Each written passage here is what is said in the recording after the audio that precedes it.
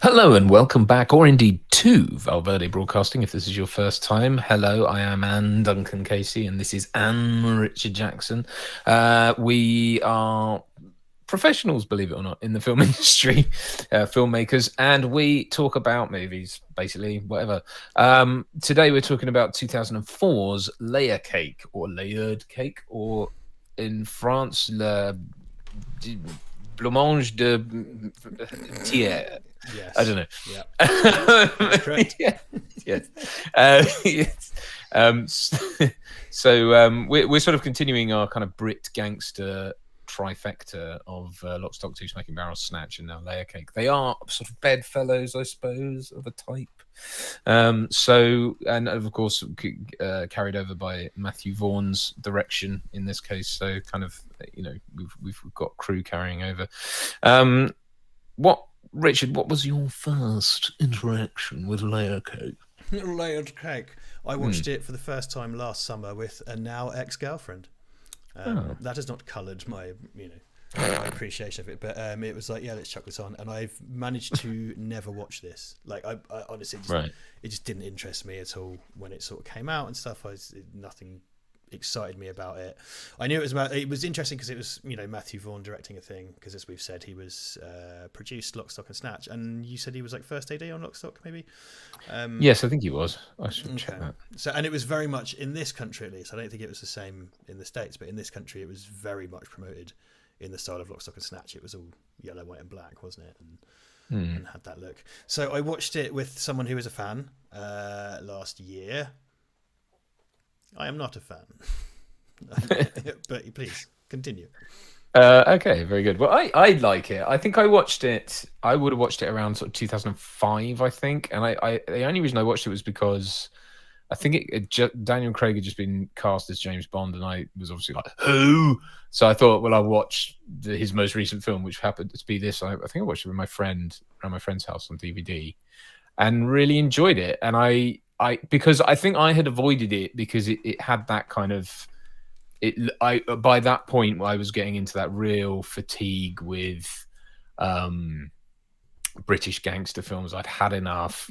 Snatch had been it. I was done. I didn't want, it was all that kind of snappy talking, geezers and guns crap that I was just fed up with. And the poster for this made it very clear that that's what it was. I think the trailer they put together was very like, apple banana, oi, let's go to fucking drugs or whatever. And I just thought, I'm not into that anymore. It's tedious. I want it done, and the only reason I watched it was because Daniel Craig was in it. And then thought it was great.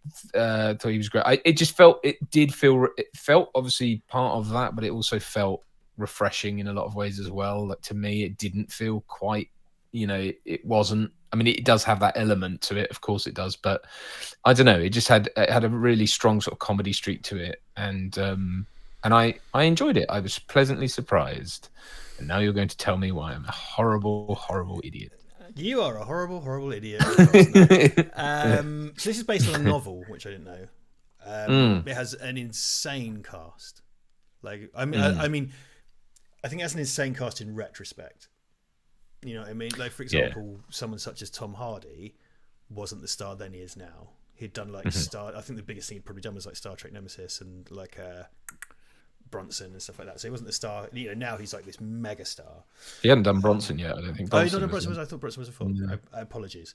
And Jamie Foreman, who I once saw in a pub in Hammersmith and made awkward eye contact with Baxton. But I thought that the thing what I found with this was I was really disappointed with it because I kind of thought when it came out it kind of looked bland and unexciting. And it kind of was that. Like, it's got amazing location work. It's really beautifully lensed, lovely lighting, great cast, great performances. But it's like, this is like those other things, but except this time it's a posh bloke. So it's like, the lads and the geezers were doing a crime, but what they didn't know was the blokes were in charge. And when the blokes were in charge, that's when the fellas got involved. And it's just like, fine. Like, this is just hot farts in my face. Doesn't mean anything. Like, it's just so... I found it very tepid. I found it very tepid and unexciting. And do you know what? It had that slightly pompous smart arsery that's like, oh yeah, but you don't know what his name is. Like, would this film be different if his name was Pete? No, no one would. No, it doesn't make any. It does. It holds no meaning. It might be the case in the novel. I don't know. And then he gets shot at the end. He goes, "Oh, but you didn't expect that, did you? Because the lads and the fellas and the blokes done it." And then it's like, I just thought it was a bag of hot farts. Honestly. Right. I tried to go into that respectfully, but I just nosedived. I'm sorry. I mean, look, I'm not approaching this as some sort of great barnstorming, genre-defying, like layered film. It's not. It isn't. It doesn't. There's no great subtext to it. I think it just, for me, and again, I'm talking about in the context of sort of 2004, 2005, where there had been this glut of Lock, Stock, rip-offs, even by the same people. I was getting tired of it as well, and I just felt like this had just a more slightly refreshing take on it. I enjoyed. For me, it's more about the performances. I like the performances in this. I think Sally Hawkins is really great. I quite often will go £5 each, you know, £5 a fuel, £5 million. That little group are great. The little kind of pill dealing group. You give an aspirin headache, mate, or whatever, like all that stuff. Jamie Foreman is awesome.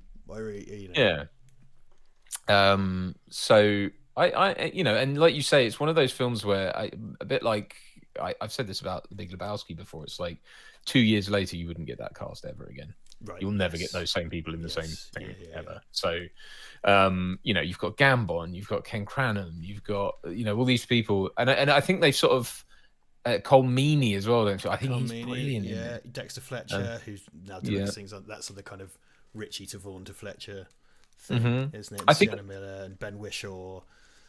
I do wonder if this film's success is slightly buoyed by the fact that it was the closest, you know, like Daniel Craig was cast as James Bond during its release, basically, or he was announced during its release, and I do think it rode those coattails because it was kind of like, ooh, and so everyone came, you know, and found this to watch, and I do think it had that kind of, which is now proven bollocks, but this thing of Barbara Broccoli saw Layer Cake and went him, and it's like, that's not what he was. No, it's not how films work. Yeah.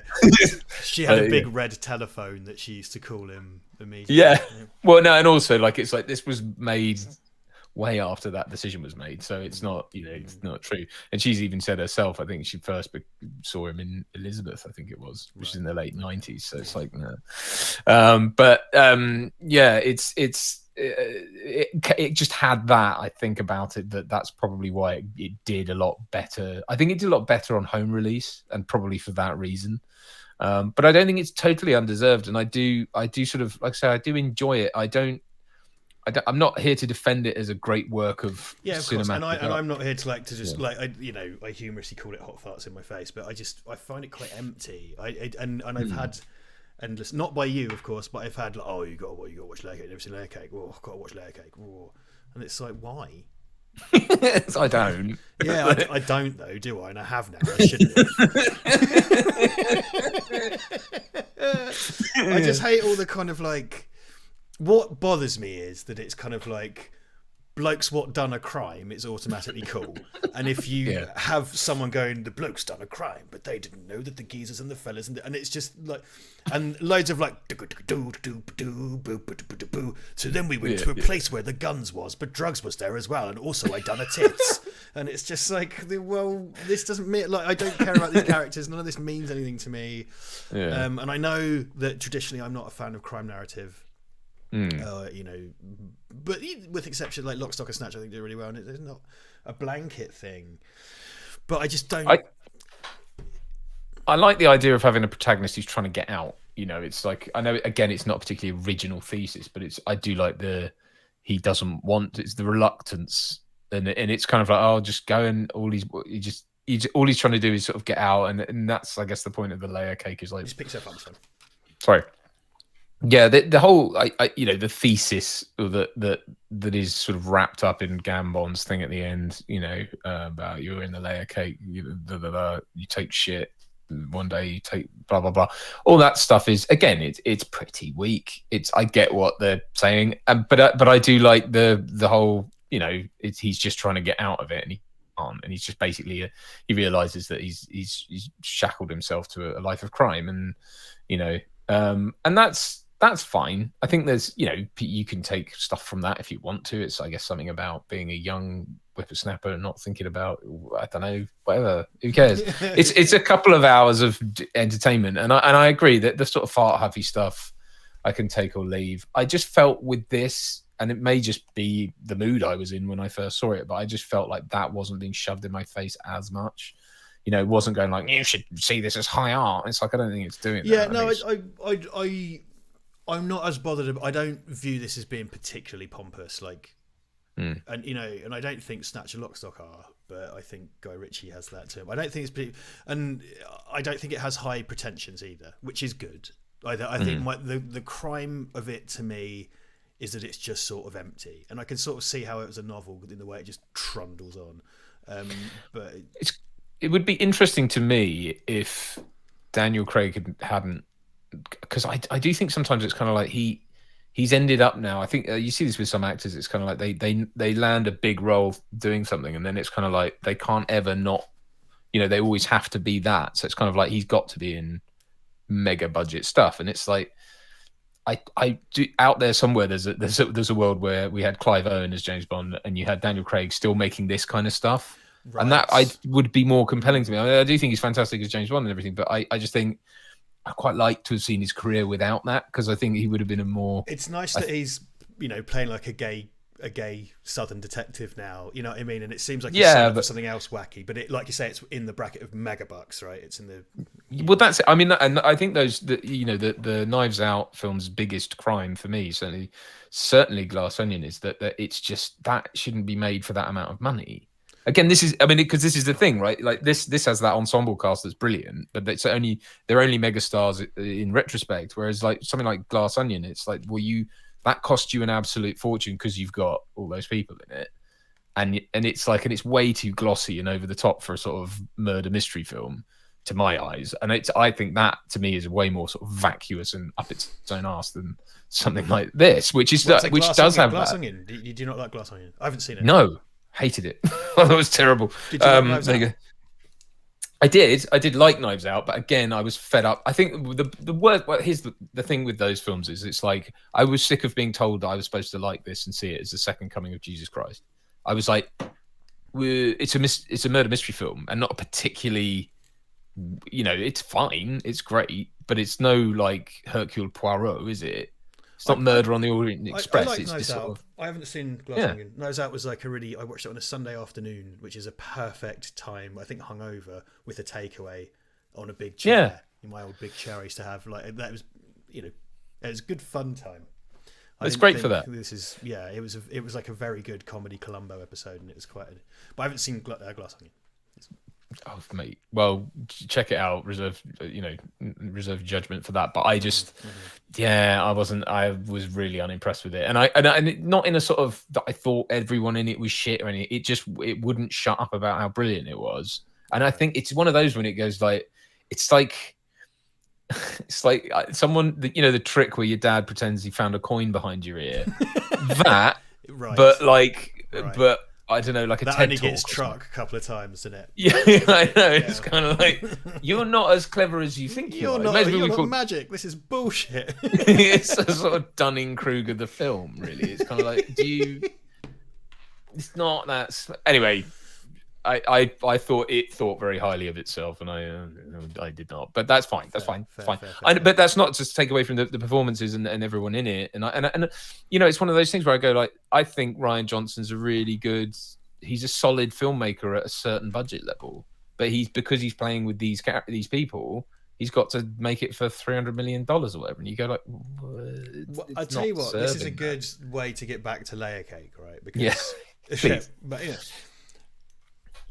I've seen most of Matthew Vaughn's films, I think. Mm-hmm. I don't think he really has any distinctive style. I think he's quite televisual, actually. Totally serviceable, functional, like something with a bit of kind of wacky style is probably like in the second Kingsman film.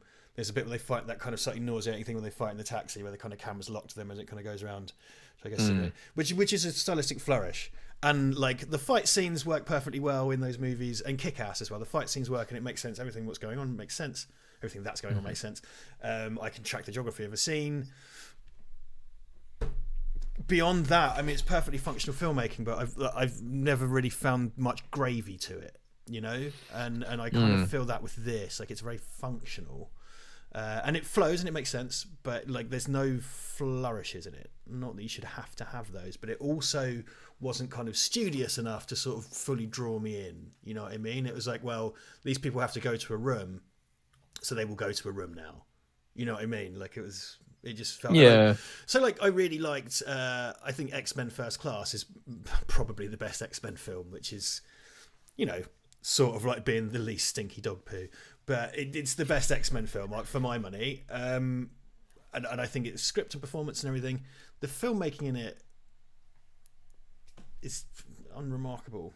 I totally take what you say. I do think he's got a televisual style, and it's funny though, because a lot of the things you listed as takeaway moments from those films were probably second unit. So you kind of go, well, and I've met. Funny, I think we both met the second unit director for Golden Circle, didn't we? At Brad's friend. Oh, his name now, which I shouldn't. Shouldn't say it. Probably shouldn't say it anyway. We want to be associated with two dickheads. What? Exactly. Yeah, for his benefit, not ours.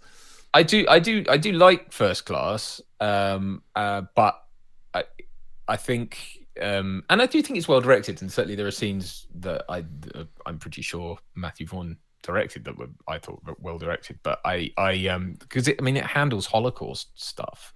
Yes. And you kind of go like, wow, but I think he does it well, without being too sort of dismissive of it, because it'd be very easy to be like, they were superhero mutants in the Holocaust. It's like, and it comes from sort of 1960s comics, so you have to whose handling of such things wasn't exactly nuanced, let's say.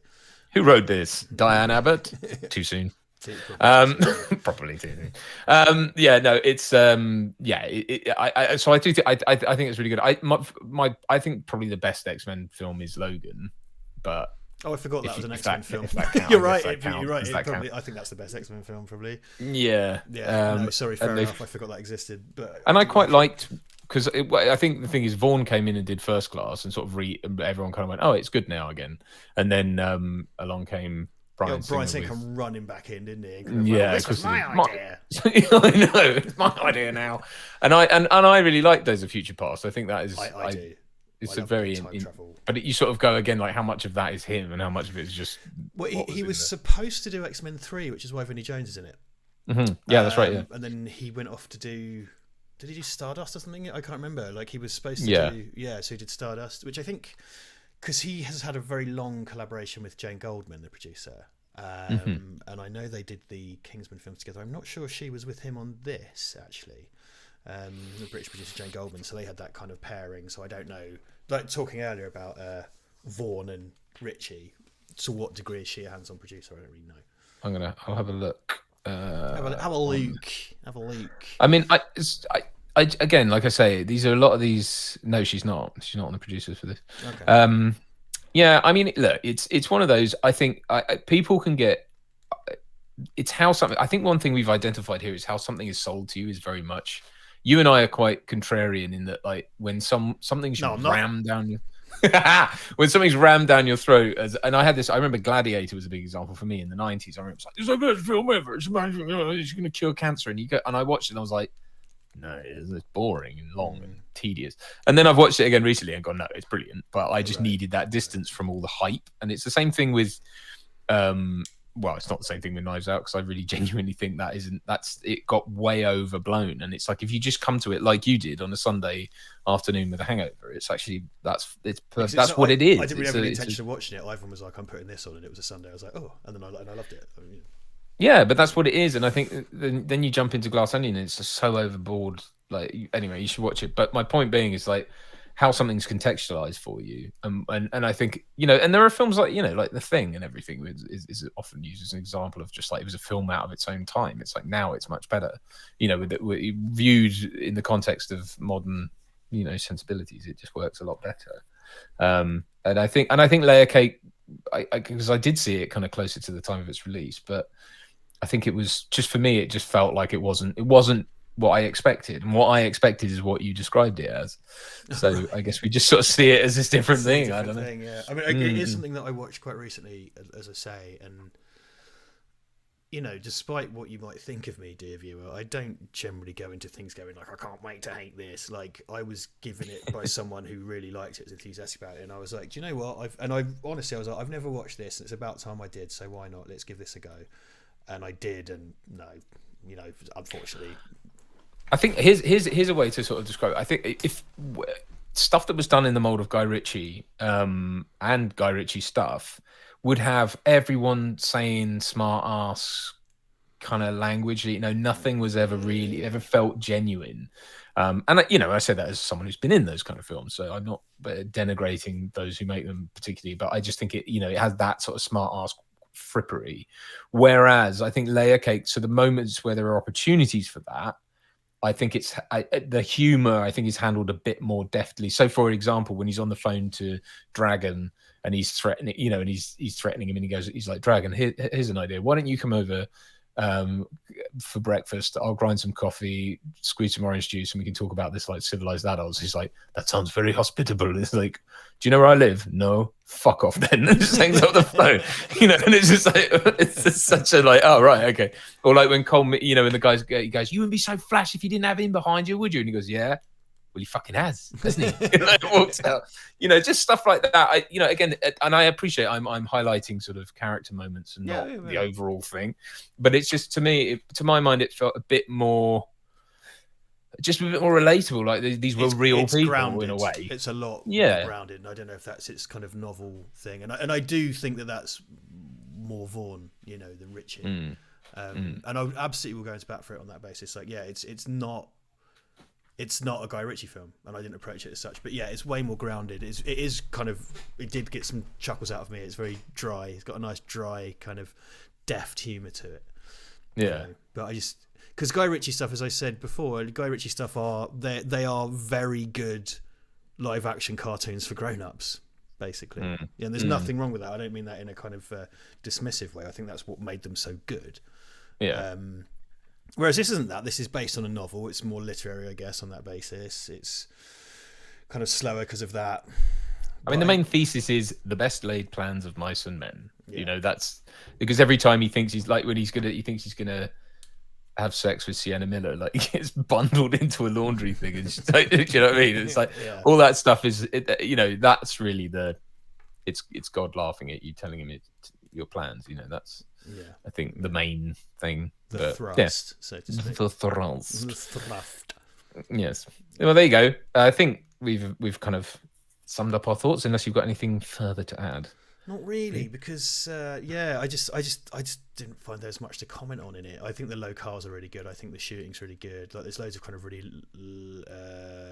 obvious London locations that you can visit and point out and go, I've been there, and everything. And it's a good representation of London and England, 100%. And the fact that big parts of it take place in like a stately home, which is not what you get in a Guy Ritchie movie. Like, it shows it like from various levels as well, because there's scenes on like a what would you call it, a sky bridge, or like a bridge over a motorway at some service station. It's that sort of stuff, or like an island, a traffic island. There's bits of London, grimy bits of London, goes from like a crack den. It's got a very grey kind of brutalist aesthetic, and then it goes to kind of high society. So the Layer Cake. Well, yeah. Yeah. Would it be fair to say then that you liked isolated moments, but basically the overall cake wasn't the overall cake, less than the sum of its parts for me? Fine, yeah. And I think it's mostly in the script. It just annoyed me. It's like at the end he kind of goes, "Oh, I never told you my name," and it's like, that doesn't mean anything. Like, it doesn't mean anything. Like, it's trying to do Fight Club's trick, but Fight Club never tells you that it never tells you the guy's name. Right? It doesn't need to. It's later on when you recall it, you go, oh yeah. Whereas that he has to tell you because it's such a clever thing to do.